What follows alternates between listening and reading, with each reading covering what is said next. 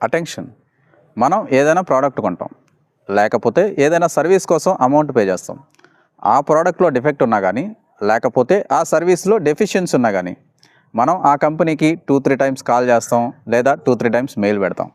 ఆ company side నుంచి ఎటువంటి రెస్పాన్స్ లేకపోతే కామ్గా అయిపోతాం. కానీ ఆష్నా రాయ్ అనే మోడల్ అండ్ యాక్ట్రెస్, ఆమెకి సరిగా హెయిర్ కట్ చేయలేదని చెప్పి ఐటీసీ హోటల్స్ మీద 5 కోట్లు కాంపన్సేషన్ ఇవ్వాలని చెప్పి కన్జ్యూమర్ కేసు ఫైల్ చేసింది.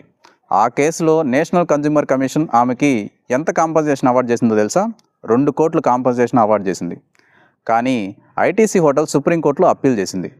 సుప్రీంకోర్టు ఐటీసీ హోటల్స్ది సర్వీస్ డెఫిషియన్సీ ఉందని తేలుస్తూ, కాకపోతే ఆమె 2 కోట్లు నష్టపోయినట్లుగా కోర్టుకి ఎటువంటి ఆధారాలు ఫైల్ చేయలేదు కాబట్టి కాంపన్సేషన్ అమౌంట్ని 2 కోట్ల నుంచి 25 లక్షలకి తగ్గించింది.